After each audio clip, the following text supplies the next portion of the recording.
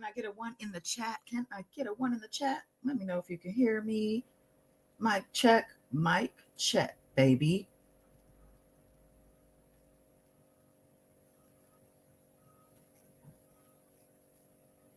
I'm coming, y'all. Don't boo me.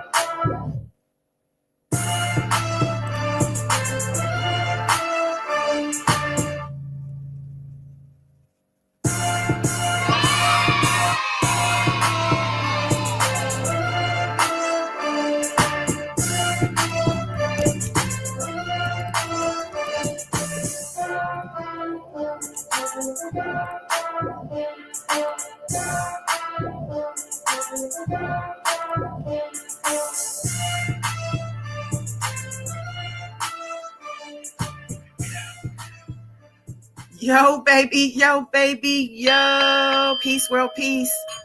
Welcome back to Goddess Dawn Speaks, aka the $1 trillion goddess, aka the queen of info, baby. I'm back and I'm live. Lots of things, but little time. So let's get into it. All right. So what we're going to talk about today, as you can see on the thumbnail, thank you, PJ Corleone. Yes, I do these things myself. But yeah, I wanted to just let y'all know what we're getting into.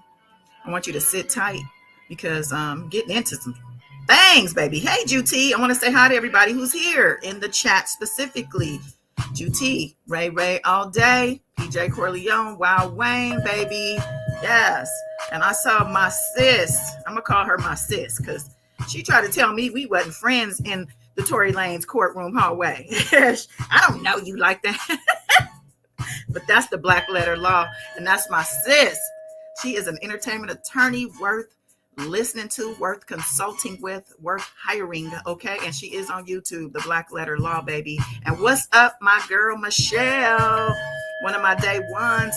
I am well. Hug the family for me, baby. All right. See, I'm back energized today. It's Friday. Woo! So happy it's Friday.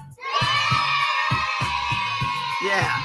The kids are happy and everybody should be hopefully already enjoying their weekend. All right. Now, so I think I'll start with Ray J. Let's start with a little bit of silly. But then we're going to get into Buzbee. He responded to JayZ and Spiro, his attorney's dismissal for the allegations against the then 13-year-old girl. And, you know, excuse me, if you guys are familiar with Tisa Tells here on YouTube, shout out to her for getting a mention in the Hollywood Reporter. Yes, she be working her ass off, okay? And I appreciate her because she has had me on her channel a couple times. And, you know, women power all day.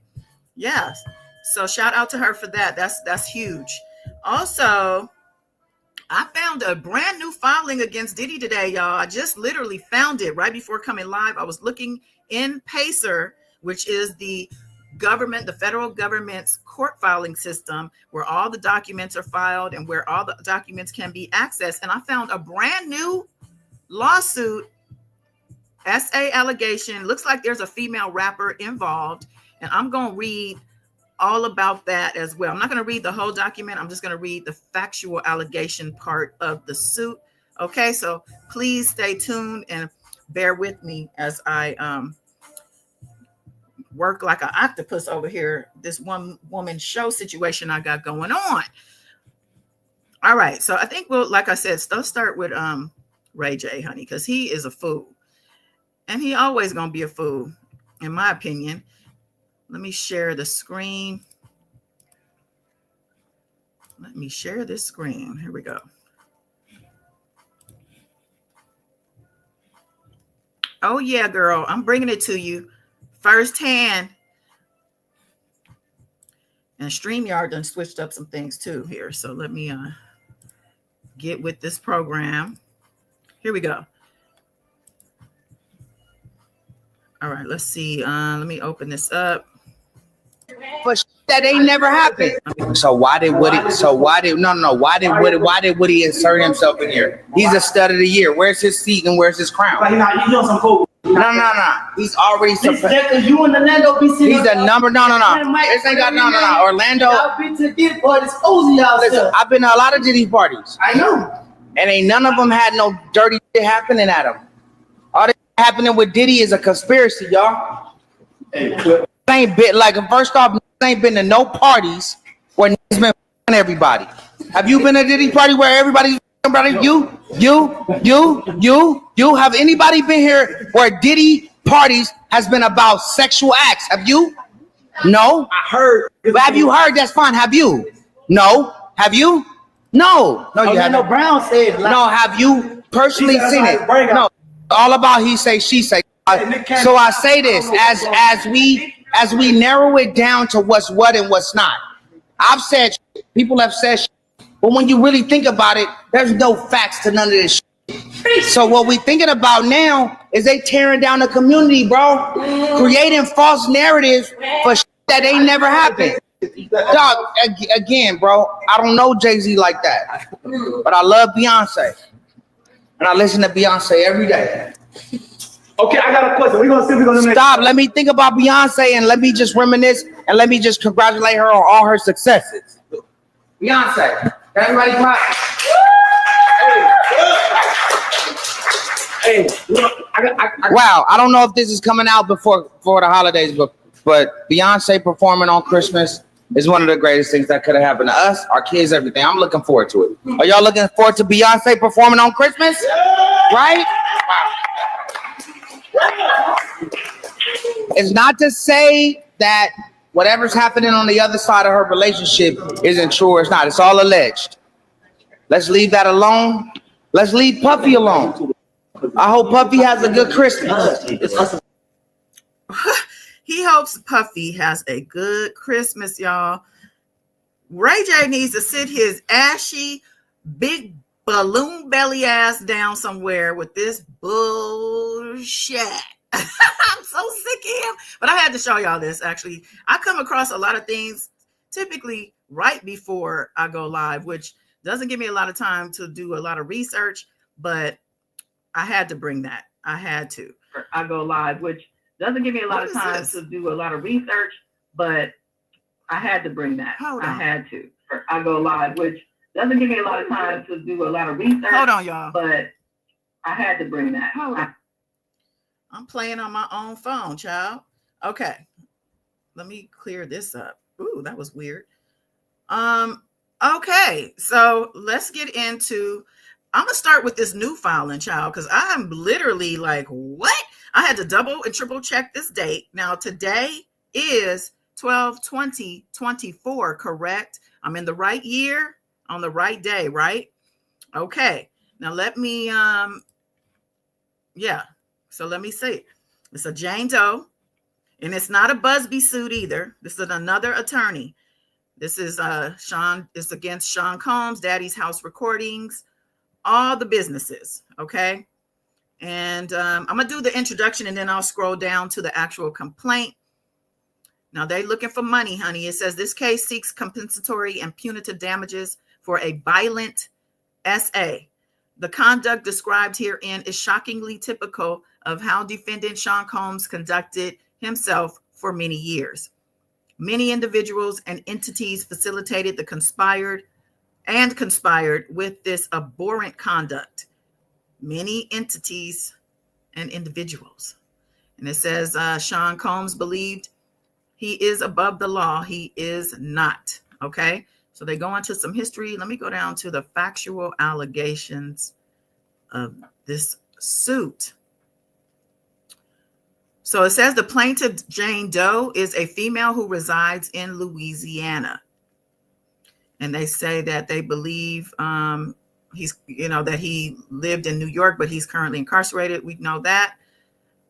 Okay, let me go down to the factual allegations. Jurisdiction and venue. So it looks like, let's see. The case is between citizens of different states, and the amount is exceed 75,000. All right. Factual allegations. Wait, I went too far. Hold on. Factual allegations. Boom. Here we go. So this is number 36 of this filing. It says plaintiff and her female friend visited New York City in December of 1991 to spend Christmas with two of her friends who lived in the city. After the holiday, plaintiff stayed in the to attend an event she was invited to by another acquaintance of hers, a rapper who was prominent in the industry at the time. All right, so we're going to have to go back into the way back machine, 1991, who was a prominent rapper in 1991. Okay, I'm going to continue.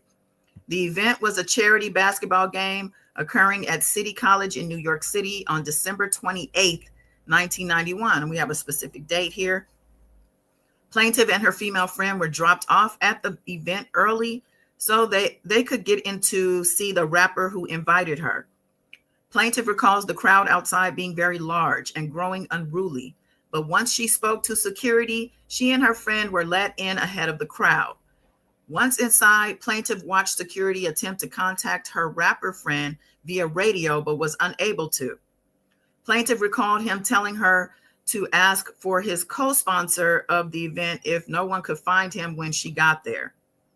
That co-sponsor was an up-and-coming producer by the name of Puffy, in Combs in parentheses. Plaintiff asked to be directed to Puffy despite not knowing who that was. She and her friend were taken to an office at the back of the locker room where Combs had a makeshift dressing room set up. He introduced himself and his bodyguard, who then stood outside the door while they talked. Plaintiff's friend told Combs how excited she was to be there and how much she wanted to meet some of the other celebrities there. After mentioning her favorite rapper, Combs said he could take her to see him and that plaintiff should stay and keep waiting for Myers. Myers. Plaintiff did so, but Myers did not arrive. Eventually, Combs returned with a plastic cup full of what he purported to be Coca-Cola. Plaintiff drank some of it, but did not finish it as she did not like the taste. Plaintiff began to feel woozy and attempted to leave to find her rapper friend on her own, but Combs blocked her exit. She told her she needed to stay, and that is when she noticed that he was touching himself in a suggestive manner. He began to fondle plaintiff and overpowered her when she struggled. Combs removed her underwear and began molesting her before climbing on top of her and penetrating her. Shortly after the assault began, Combs was called to the door by the bodyguard who was standing watch on the other side of it. Combs came back and told plaintiff he had to go deal with something. Plaintiff told Combs what he did was not right and she needed to tell her rapper friend because she was there to see him. I thought it was a female rapper, but okay. She was there to see him and did not want him to think that she has sex with Combs willingly. Combs told her that she should not do that because people can come up missing, in quotes, and that he would never know. Plaintiff waited in the room for a short period to gather herself and make sure Combs was not returning, then took the opportunity to leave. The scene outside was chaotic. There were people packed into the building and running in every direction. Plaintiff spent about half an hour looking for her friend before finding an exit. Plaintiff eventually found her friend, and the two of them made it to a phone to call for a ride home. Okay, so let me go back up here because I could have sworn plaintiff and her, she was with a female friend and they went to an event she was invited to by another acquaintance of hers, a rapper who was a prominent in the industry. Okay, my bad. I thought the female friend, I got that mixed up with the rapper. It's not a female rapper, actually. It is a male rapper. So 1991, prominent male rapper, who apparently wasn't her favorite rapper because when she mentioned who her favorite rapper was, he said, well, I can take you to him. So This is crazy. Okay, so let me come to y'all, see what you're saying here, if anything. Ray, allegedly speaking, of course, Puffy been using that threat since 1991. Right. I was thinking the same thing, like, wow, this is early on for him to be being like this. I'm gonna have to do a little research and find out who was who and what was going on in 91 for him. Because when did he get booted from Andre Harrell's Uptown Records, and then end up with Bad Boy through Clive Davis? And when was that basketball game where not basketball game, I think it was a concert where the people were unalive because there was too many people. Okay, I need to look into this. But yeah, this is yet another something that Diddy is going to have to be worrying about. And it sounds like they're also alleging that other individuals, and we knew there was a bodyguard who was watching the door, but they're saying other individuals. So who was the friend she was with? Who was the rapper who was performing? I mean, what in the heck? So they say this was at City College in New York City on December 28th, 1991. 12/28/91, City College, New York. I'll be doing some research on this, y'all, and we'll talk about this. But I just wanted to bring you this new filing because in Pacer it's dated today. There's not a lot to it, just this filing and a couple of notes, but no response yet from either the court or his representatives. All right. Okay. Need my background music. So what else we got? So Buzbee. Okay, remember we talked about the fact that JayZ and his attorney filed a dismissal of that lawsuit from the then 13-year-old autistic young girl who said that, she was raped by celebrity A, celebrity B, and Diddy, all of that. There's been a lot of hubbub on YouTube because somebody discovered that Alex Spiro, JayZ's attorney, I don't know if it was an accident or on purpose, but he mentioned J-Lo in a filing with regard to this case, and people are going crazy about the fact that she was mentioned. So anyway, with all that said, this is Buzbee's filing. It's like 2 or 3 pages. And let's see what he says about this dismissal. Now, I told y'all too, the judge is not going to just dismiss based on somebody asking it to be dismissed. The judge is going to have to hear both sides before making a decision. So this is Buzbee filing his argument against them dismissing the case. All right. Dear Judge Torres, by letter motion filed on December 13, 2024, defendant Sean Carter notified the court of his intentions to file a motion to strike and a motion for sanctions immediately under Rules 11C, 2, and 12F. As with defendant Carter's prior letters filed in this case, it is histrionic in tone, but substantively groundless. Defendant Carter threatens plaintiff with a Rule 11 motion based on questions raised by one single television interview concerning events occurring 24 years ago. And they're talking about that NBC interview that this person, this now adult, went on, and it kind of caused people to say, told you he didn't do it. So what he's saying is you cannot base that interview on the fact whether or not he's guilty or not, or whether or not this is an actual valid filing or not. Okay. He said when plaintiff was 13 years old at that. Defendant Carter also asked this court to alter the federal rules of civil procedure in his favor by abrogating the mandatory 21-day Rule 11 safe harbor period without any legal support of factual justification whatsoever. The former frivolous and the latter is impermissible.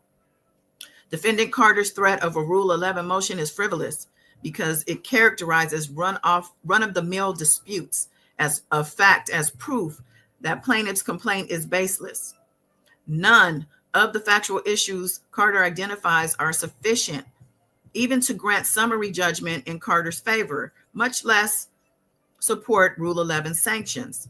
The fact that the defendant or a potential witness does not agree or recollect the facts alleged in the complaint does not and cannot give rise to a motion for sanctions for filing a baseless complaint. Defendant Carter's threat of an immediate sanctions motion on the first whisper of factual uncertainty is just one more instance of bullying intended to have a chilling effect on the plaintiff's counsel, and my potential plaintiffs watching these proceedings. He says a Rule 11 motion is frivolous on the additional ground. On the additional ground that expecting a victim of SA over 2 decades ago when the victim was a minor, and as her interview revealed, also autistic, to have perfect recall of all the facts is outrageous. Defendant Carter twists plaintiff's words when he accuses her, for instance, of guessing at the timing of events alleged in the complaint, such as the length of car rides. But New York courts have expressly acknowledged that plaintiffs in this type of case cannot be expected to have exacting recall and command of all relevant facts. See Pasula versus Roman Catholic Archdiocese of New York, 201 AD, 3D 88104, New York Appeals Division 2021. Now, you remember, Archdiocese paid out a whole lot of money to people. So if they use this case law, it's because it worked. Okay, so in parentheses, it says, we recognize that in matters of sexual abuse involving minors, as recounted by survivors years after the fact, dates and times are sometimes approximate and incapable of calendrical exactitude. And approving allegations spanning a 4-year window of time, which the abuse could have occurred, says there is no basis for a Rule 11 motion here. And if filed, such a motion would itself be subject to a Rule 11 in response. Of course, we cannot prevent Defendant Carter from wasting the resources of this court and all parties in pursuing one. So they're like, look, we could do the same thing to them, but you know what? We're going to respect your time and everybody involved with that. However, Defendant Carter's request that the court shorten the filing deadline for his threatened Rule 11 motion from 21 days to 1 day is extremely improper. Carter fails to cite any precedent whatsoever to support this astonishing request because there is none. Carter also fails to cite any reason why the federal rules of civil procedure should be abrogated in his favor in this particular case. Again, there is none. The 21-day safe harbor Rule 11 exists to provide parties and counsel time to assess the objections being made and to withdraw or modify a pleading or other paper if necessary. FRCP 11C2 Fierro versus Gallucci, 423F, Appendix 1719, 2D Circuit 2011. The safe harbor period has been recognized by the Second Circuit as a strict procedural requirement. And they're citing more case law.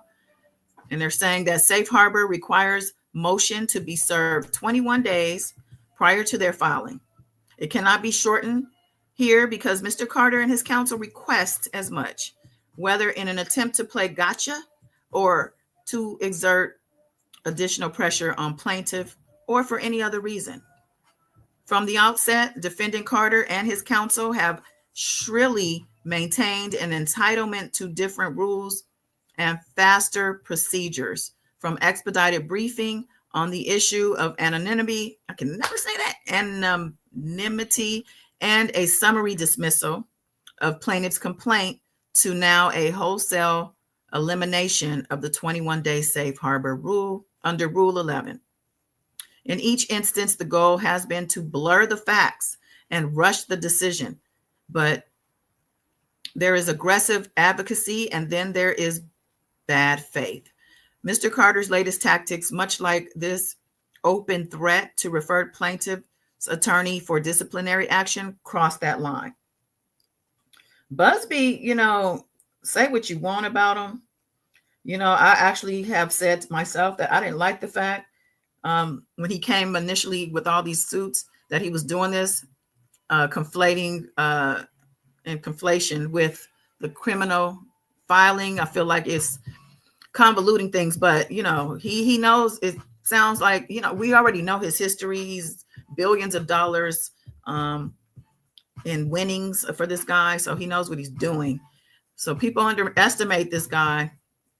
But anyway, let me go on. Moreover, outside of the courtroom, Mr. Carter has employed tactics of intimidation and harassment, even more extreme, torturous, and quite possibly illegal. My firm recently filed a lawsuit in Harris County, Texas, that details how Mr. Carter's company, Roc Nation, and his counsel have bribed my clients to file lawsuits against my firm, threatened former clients, impersonated state officials, and engaged in other behavior far beyond the pale of acceptable conduct. Their tactics won't work, and they will be addressed in more detail in connection with the parties' briefing on plaintiff's anonymity. And lastly, like Mr. Combs, Mr. Carter is rich, famous, and powerful. Mr. Carter will exert all the pressure he can to intimidate and harass plaintiff, me, or anyone else. The chilling effect of those efforts is substantial, as is potential chilling effect of a Rule 11 motion being brought in these circumstances. But ultimately, in our court system, the rules are the same for Mr. Carter and for the plaintiff here, and the Rule 11 safe harbor cannot be abrogated on his whim. All right. Finally, Defendant Carter raises the status of my admission in the Southern District of New York. As with his previous letters to the court, his December 13th letter includes a substantial amount of defamatory suggestions about me, including that I am somehow attempting to circumvent the authority of his court to enforce Rule 11 against me. That is nonsense. I am a member of the State Bar of New York and am admitted to the Eastern District of New York. I intend to apply for reciprocal admission to the Southern District. The fact that I have signed pleadings and letters filed in this court does not reflect any attempt by me to evade responsibility for anything. To the contrary, I have signed those pleadings and papers because I am lead counsel in this and other similar cases pending in this district. Respectfully, Anthony G. Buzbee, baby. Yeah. All right. So he's letting us know right away and off top that he is not one to lay down. Okay. Whether he's right or wrong, he's going to fight the good fight. Yeah. So I see you, Corleone, telling me to sound it out. Juti said Buzbee ain't playing and he is not intimidated. Okay. Definitely welcome everybody new and subscribers and day ones and everybody in between. Please like this video. Boss Dale 9, welcome. Boss Dale 9 said Jay Zombie. I like that. Ain't nothing. Those victims have their constitutional rights to speak out against their corruption and the rights to have attorneys without his threats. Absolutely. Corleone says, diddling people while I was still in the womb is wild work. Okay. While you were still in the womb. Oof, child. Juti said, all prominent rappers in 1991. Yeah, we need to see. Oh, okay. So we got Tupac, Big, Ice-T, DMX, Prodigy. Speaking of Prodigy, I got some things about Prodigy too to talk to y'all about. I have to do something separate though about that because Prodigy, people are looking into it. He passed away. He had sickle cell, but he died in the hospital by choking on an egg, I believe, a boiled egg. And if you guys look up the boiled egg test with regard to Diddy, you're going to see there was a test or is a test.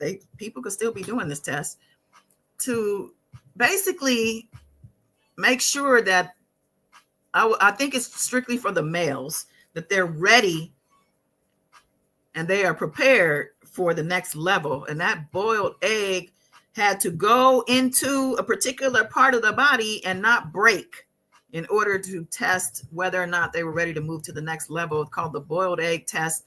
And Prodigy choked on the egg. And also him and JayZ had a whole feud back and forth, and he wasn't one to play with. And there's plenty of people on YouTube who have told these stories, but I'm gonna bring it as well because it is yet another piece, in my opinion, to this puzzle. Okay. Ray said, oh, we already read Ray talking about Puffy using that threat of unaliving folks, threatening people with that way back in 91, child. So yeah, weird way to go. But yeah, thank you for doing that little bit of research, because I'm gonna be doing my little research about this. And remember to go over to the Nozey, Nozey Goddess here on YouTube, subscribe and look at the uploads I've been doing over there. It's my new channel. And yeah, y'all, what do y'all think about these things? Ray J and his weird rant, Diddy and this new filing, Buzbee and his response. The gloves are on, baby. All right, let me know in the comments, because I'm out of here. So if you're in the replay, I love you, I appreciate you. In the bushes, same. Yeah, and especially to my warriors in the chat. Y'all are everything, and I hope you enjoy your weekend. I will be back. Stay tuned, baby.